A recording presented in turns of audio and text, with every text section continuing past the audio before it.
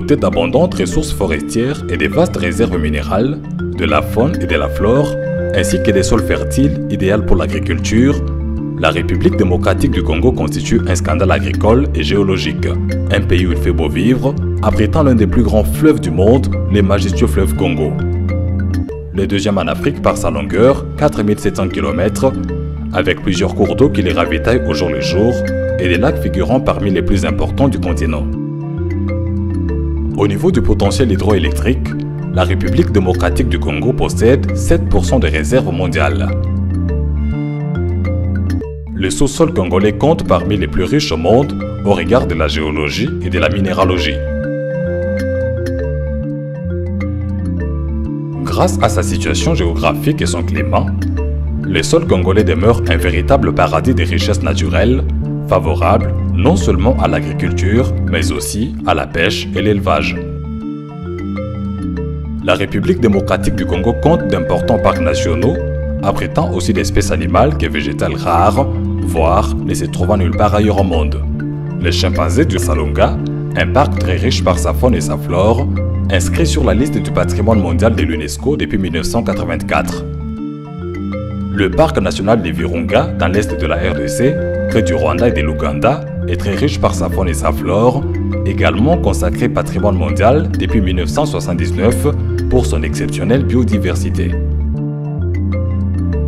Le parc de Kahuzi-Biega au sud Kivu regorge l'une des dernières populations des gorilles de montagne.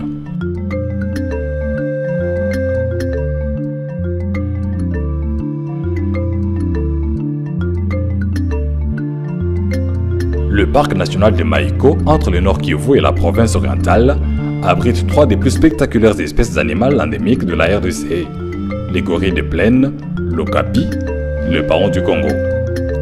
Il appartient à l'une des régions les plus isolées du pays.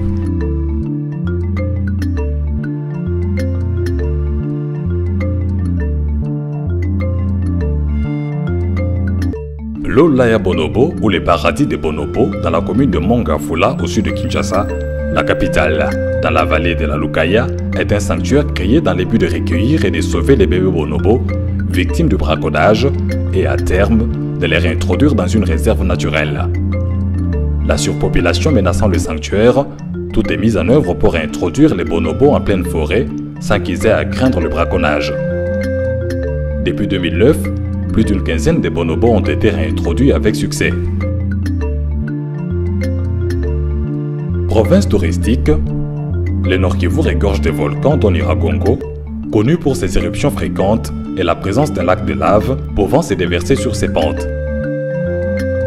Il est considéré comme l'un des volcans les plus actifs et dangereux du continent. Le parc national de Kundelungu, dans le Katanga, aussi riche dans sa biodiversité, il doit sa renommée aux chutes de la Lofoy, un des affluents de la Lufira.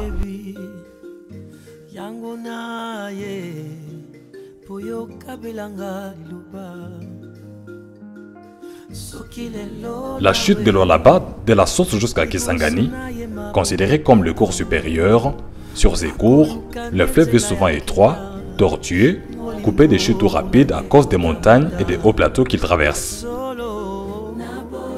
Le jardin botanique de Yala, dans la province de l'Équateur, abrite de nombreuses espèces d'arbres et de plantes herbacées alimentaires ou médicinales. Il couvre 370 hectares et est composé de forêts tropicales, de marais et de savanes. Il fonctionnait anciennement comme jardin d'essai de plantes et d'espèces d'arbres introduits en Afrique.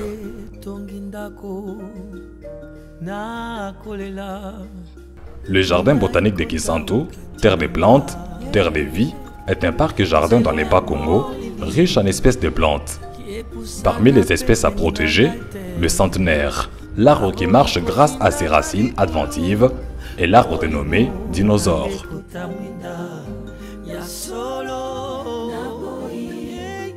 La forêt congolaise couvre la moitié du territoire avec ses 125 millions d'hectares, ce qui signifie autrement qu'elle représente 47% du massif forestier tropical du continent africain et 6% des réserves tropicales du monde.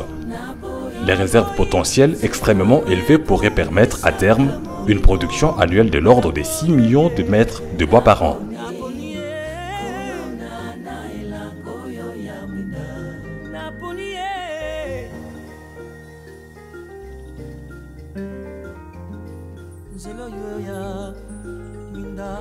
les barrages hydroélectriques d'Inga sur le fleuve Congo dans la province du Bas-Congo, à proximité de la ville de Matadi.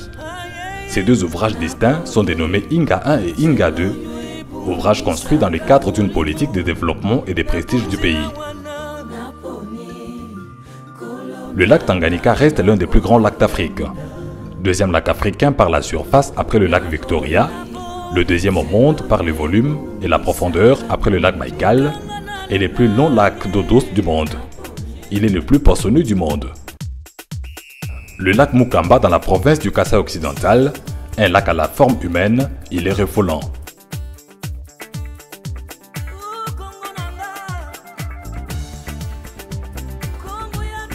Le pont Maréchal dans la ville de Matadi reste le pont suspendu le plus long du continent africain et attire régulièrement des touristes. Le Oba de Stanley, vieux de plus de 700 ans, ainsi baptisé pour avoir servi d'abri au célèbre explorateur anglo-américain alors qu'il venait de Zanzibar en 1877. La chute de Zongo sur la rivière Nkisi qui se jette dans le fleuve Congo au nord. Le grotte de Mbanza-Ngongo demeure un site mythique et touristique. La culture congolaise est très diverse car le Congo-Kinshasa est composé de plus de 400 ethnies, en majorité bantou, et s'étend de l'embouchure du fleuve Congo, puis dans la forêt du bassin du Congo jusqu'à la région de Grand Lac et la savane.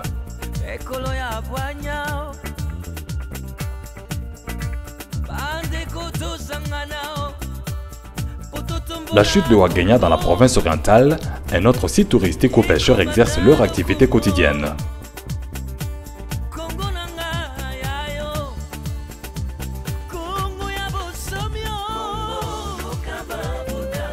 La République démocratique du Congo est l'un des foyers les plus remarquables d'Afrique noire en matière d'art traditionnel. La qualité de ses œuvres, la variété de ses styles et l'abondance de sa production en font un centre de richesse artistique exceptionnel. On dénombre une cinquantaine de styles différents liés aux tribus. Les jardins botaniques, qui regorgent plus d'une centaine d'espèces d'arbres, et les jardins zoologiques sont au cœur de la capitale, Kinshasa. Kinmalebo, la capitale de la République démocratique du Congo, se métamorphose du jour au lendemain, avec notamment la construction de belles infrastructures, des routes modernes, des immeubles qui poussent comme des champignons, des nouvelles cités modernes, des centres d'hébergement de qualité, de quoi offrir un séjour agréable avec un peuple d'une hospitalité légendaire.